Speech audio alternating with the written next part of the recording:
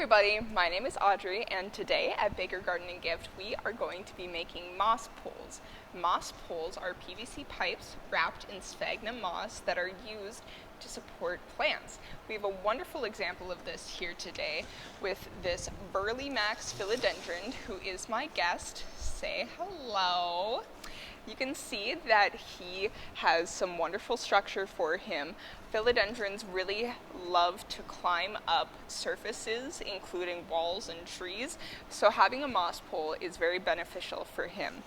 So our moss pole kits are available on our online store. They come with 3 different ingredients. First is about 2 feet of PVC pipe, and then fishing line, as well as sphagnum moss. And the sphagnum moss is probably going to come dry and look a little bit more like this color here. You can tell that the wet moss is a little bit darker. So when you unpack your moss, the only thing to do before you start wrapping is just to wet the moss down. And you don't want it to be too incredibly wet. The best way to have it is when it's very soft and wet, but there's not a ton of water squeezing out. Just a little bit of water came out, but none was we had a drip there. But you do not want it to be absolutely dripping wet. What will happen then is you will wrap it, and then when it dries up, it will actually fall out of the fishing line because it is a different size than it was when you made it. So just have a very delicately wet moss, and we can begin. So what I like to do first is to stuff the end. Take a nice handful of it and just press it down in there. I'm just giving it a little bit of a hat right here, so you can just cover that up. And creating moss poles is pretty much just one repeated motion over and over. You're going to take about a palmful of sphagnum moss and just kind of press that in there. I recommend wrapping your hands around to kind of form that shape, and don't let go while you are grabbing your fishing line. We use fishing line, which is a plastic, instead of any natural materials, because any jute twine or sisal rope may break down over time, so plastic is really our best option. So we have the end. I would just trap it in one of your fingers. And what we're going to do is just start wrapping. Try to wrap it kind of with your fingers still attached, but not directly around it. You're going to lose some moss, and that's totally okay. We can't hang on to everything. But just kind of gently hold the places that you are not currently wrapping.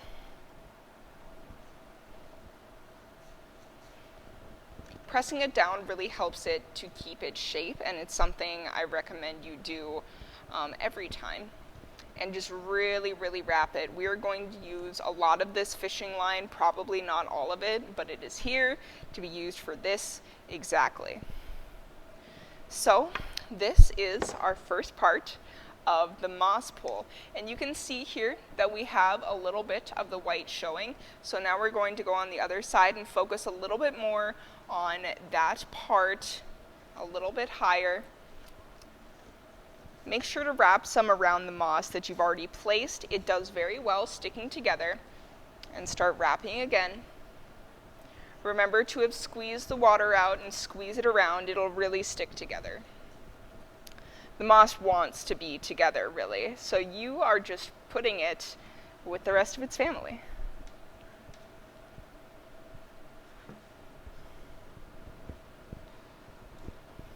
You can make it as big and as bulky as you want, or you can have it just directly next to the PVC pipe. So I have just a tiny little area here that I recommend just patching up before you move any lower, because the fishing line is really only going to move down, and it becomes a little bit more difficult to move around the more that you have going on. So I think this is a nice little cap, kind of looks like a used Q-tip. And now that we have this kind of symmetrical form, we are going to add downwards. Squeeze that out, press around. It holds its shape like fairly well, but you only have a few moments before it will completely disintegrate. So I'm going to take another one and get to work. Press around just a little bit and wrap. And I recommend you have like a little tail of fishing line just to start wrapping around it. It helps a little bit, especially in the later stages, so that you're not wrapping the line around itself or anything. It can be a bit of a goofy process though. The line does not always go where you want it to go, so you have to work with the materials that you have.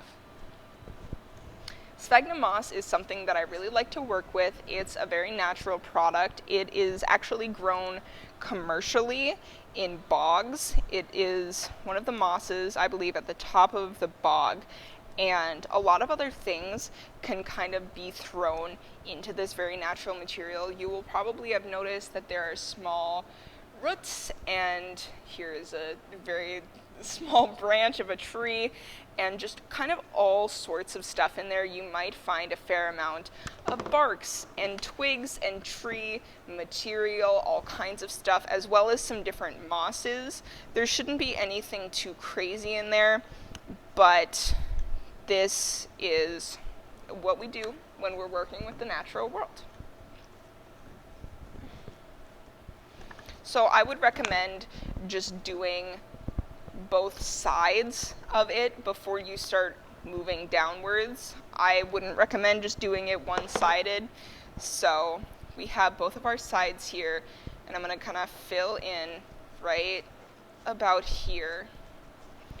And when this is a little bit longer, I'm going to go into the other side and fill in there instead of just continuing to go downwards.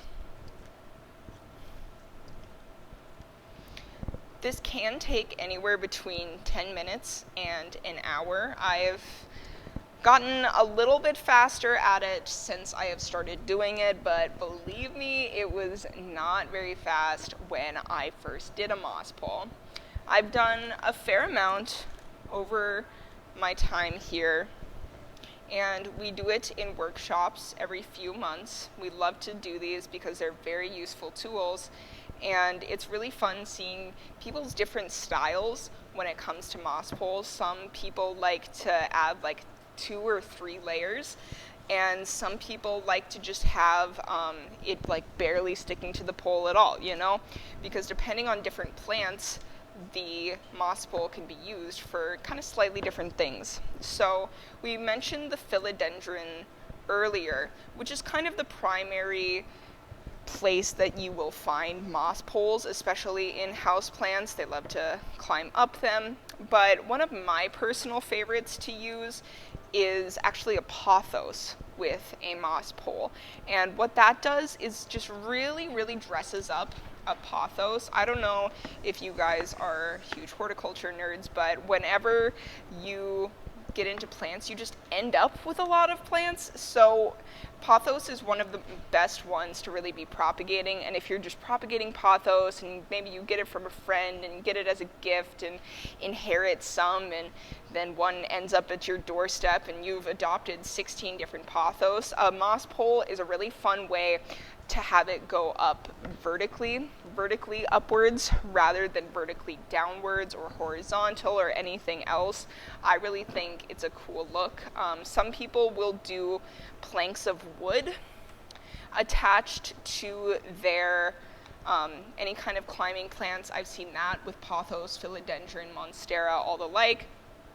And I just don't quite like that as much. I think it's fine, but I would recommend using a moss pole a little bit more because I think it's just a little bit more adaptive to the roots. When you have to repot a plant and it's connected to a board, that's a little bit more difficult, and then the roots as well are getting kind of thrown around a little bit more. When you're using sphagnum moss in a moss pole, they attach to it And I think it's just personally easier to kind of work around, like the roots are still intact, when with a wooden board, a lot of the time it'll just fall apart and fall off of it. So this is my personal preference.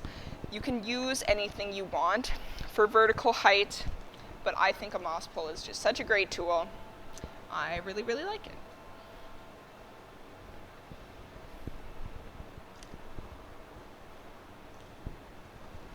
So getting into the middle here is going to be a little bit more difficult. As I said, you're going to want to keep a little bit more of a line on hand just so that it doesn't get caught quite as much.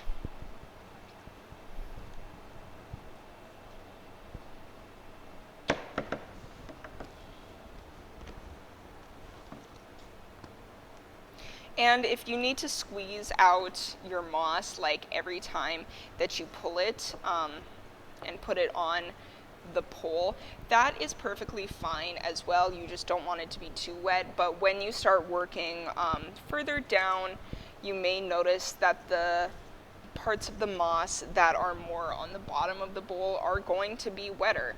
So just remember to squeeze out every time you put it on.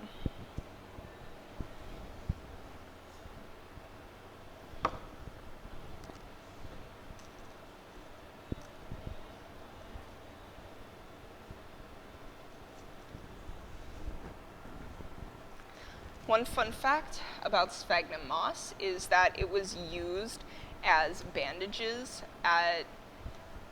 during wartime, I believe in the First World War. They're very antiseptic and very absorbent, as we can tell with the water, so they were excellent materials to be used on the war front. I don't know if that fact kind of grosses me out or if it's the coolest thing I've ever heard, or maybe a little bit of both, but something fun I found out during my research.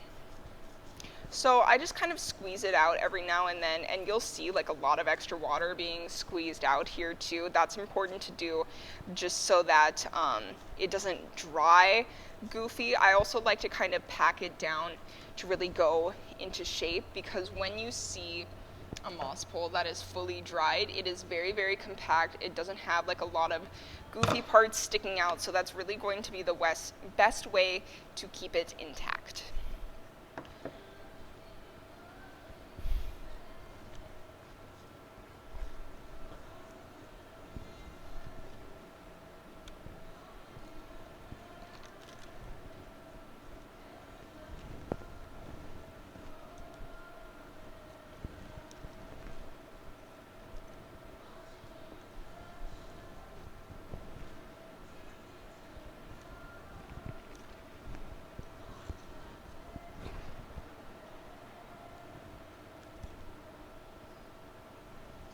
So some people like to use their twine or their string just in one long sitting. That is my personal preference as well. I just think it's a little bit easier to keep control of, to keep really, really tight.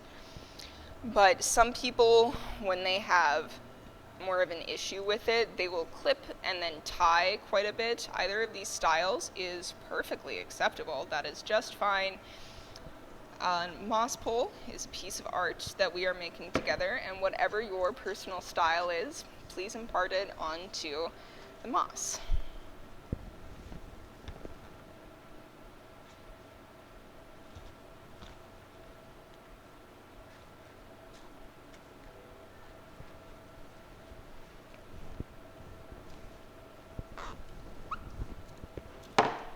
I think this is a really fun thing to do, especially in winter when our plants are not growing quite as much. It gets you really, really ready for repotting. I personally have a lot of pothos and philodendron propagations in my house right now that have been rooting out for quite some time now, and I would very much like to use a moss pole to kind of give those something to do. I already have a couple, but I love playing with heights when it comes to my plants. I don't have like a ton of tall trees, so having something that will climb up is really, really fun. And then Another part about doing this in winter is that you get to see just how much it grows over the summer, because if you do it about halfway through the warmer season, then it doesn't have all the time capable to grow.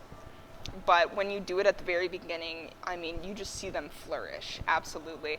And that's one of the things that we all really love plants for, is watching them grow and feeling like we helped them and we did a good job.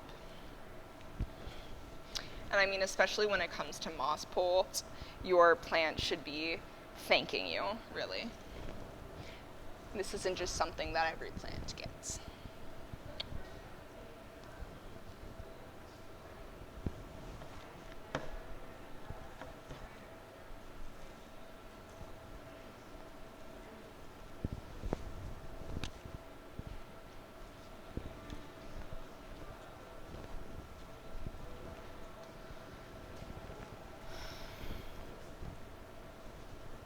Yeah, my least favorite part is kind of when it comes to the middle.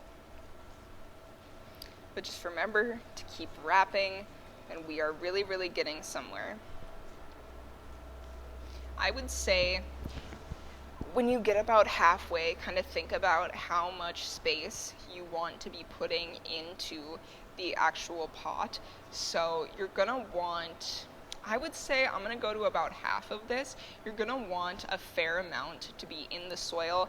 These moss pools can be rather top heavy and they need some support of their own. So make sure to leave some room that is just bare PVC pipe to put into the soil.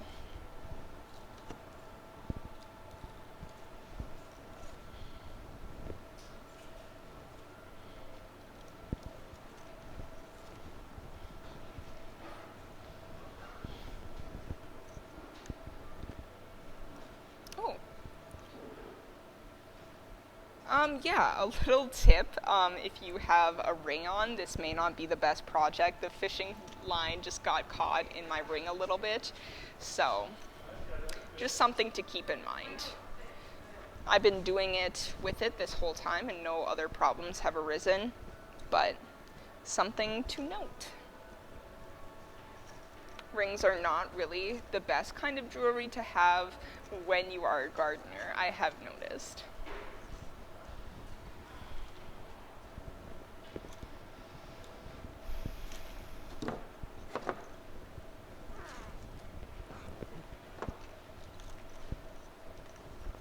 Some people think the most difficult part is having the moss stay on the pole, and I can see that, but my personal thing is what I struggle with the most is definitely going to be the line and just getting it exactly where I need to go. I really like to pull it tight a lot of the times to really, really hold stuff in.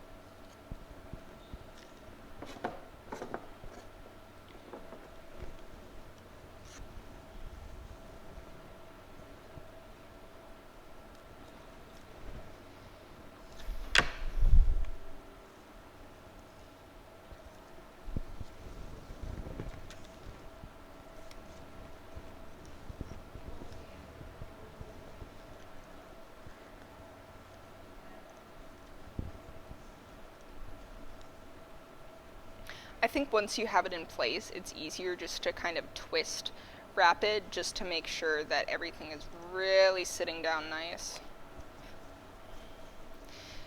And I really like to kind of press in every now and then just to make sure that, again, the water isn't building up too much anywhere, everything is in place, and then if there's any like big goofy pieces, you can always take them out, or you can go back over them with twine and tell them to sit down.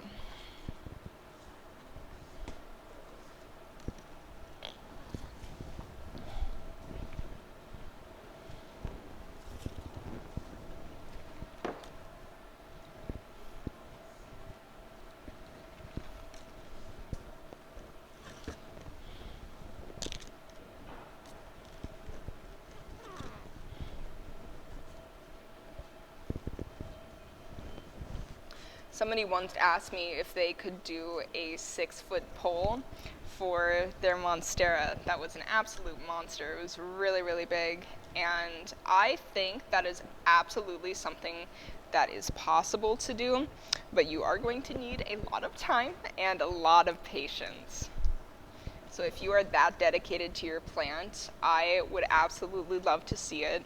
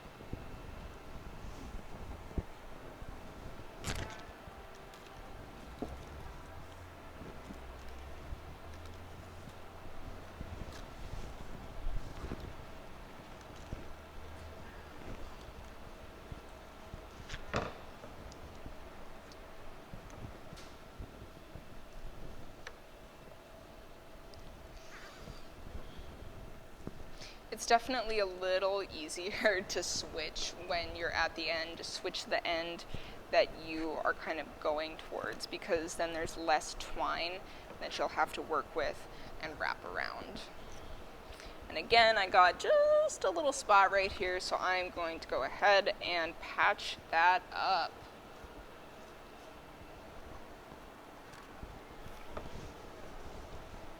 Yeah, this is definitely easier from the other side now. I can imagine that making a 6-foot pole would be very, very difficult, and maybe a 6-inch pole would be absolutely delightful. I kind of think at this size they look like big carnival corn dogs, like from the state fair.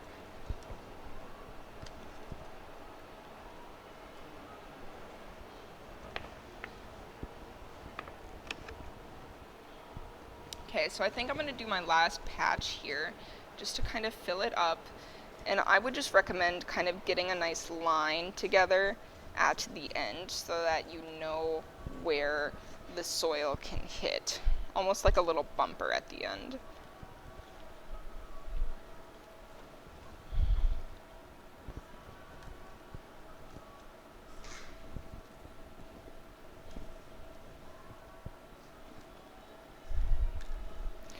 Ooh, our line is getting a little tangled up here. Okay. So once that's secured, I would just go ahead and do your last kind of squeeze around, and then go ahead and really twist up any parts that you see that are kind of poking out or doing anything a little funny that you don't like. We'll just go ahead and wrap. I like to do one final wrap because it makes me very satisfied. It makes me look at my work, and it makes me very proud of what I have done. He's got kind of a colic up here, so we'll have that sit down just a tish.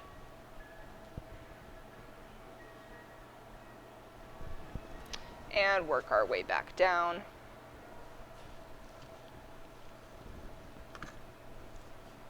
I know this was a lot of hard work, but I'm glad that you guys sat through it with me.